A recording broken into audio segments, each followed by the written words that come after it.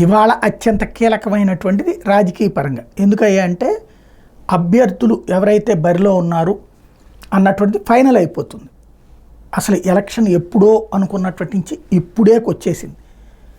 నామినేషన్లు అయిపోయినాయి, నామినేషన్లకు సంబంధించిన స్క్రూటీలు అయిపోయినాయి, విత్డ్రాయల్స్ ఇవాళతో లాస్ట్.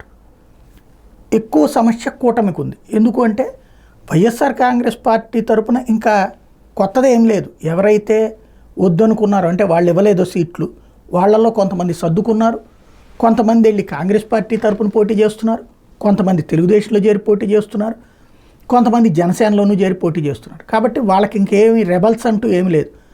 రెబల్స్ ఎవరంటే ఇప్పుడు తెలుగుదేశం, జనసేన, బీజేపీ కూటమికి ఉంది. ఫర్ ఎగ్జాంపుల్ ఉండిలో రఘురామకృష్ణరాజుకి వ్యతిరేకంగా అక్కడ శివరామరాజు ఎవరైతే తెలుగుదేశం పార్టీ నాయకుడు, మాజీ 2 సార్లు ఎమ్మెల్యేగా చేసి ఒకసారి ఎంపీగా పోటీ చేసి ఓడిపోయారు, 2 సార్లు ఎమ్మెల్యేగా అయితే గెలిచిన ఆయన పోటీలో ఉన్నారు.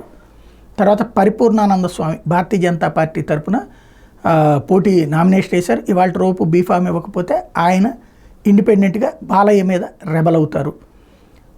అట్లాగే గన్నవరంలో ఎవరైతే తెలుగుదేశం పార్టీ వెంకట్రావుకి వ్యతిరేకంగా శ్రీను అక్కడ పోటీలో ఉన్నారు.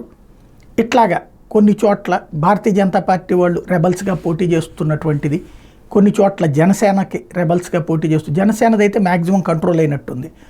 తెలుగుదేశం పార్టీకి ఈ వీళ్ళ వైపు నుంచి రెబల్స్గా పోటీ అన్నటువంటిది. లైక్ జనసేనకి ఇప్పుడు అతను వైసీపీలో కూడా చేరిపోయినట్టున్నాడు రేవిడి లక్ష్మణరావు, మొన్న మధ్యన ఇండిపెండెంట్గా వేశారు. అతని వాళ్ళ నామినేషన్ విత్డ్రా చేసుకుంటే వైసీపీ క్లియర్ అయినట్టుంటుంది. ఇట్లాగా ఇవాళ టోటల్గా ఇవాళ అయిపోయాక ఎంతమంది మిగిలారు అన్నది తెలుస్తుంది. మెయిన్ అయితే రెబల్స్ తలనొప్పి వల్ల వీళ్ళ ముగ్గురు మధ్యనే ఉంది. అది పరిష్కరించడానికి చివరి ప్రయత్నాలు జరుగుతున్నాయి.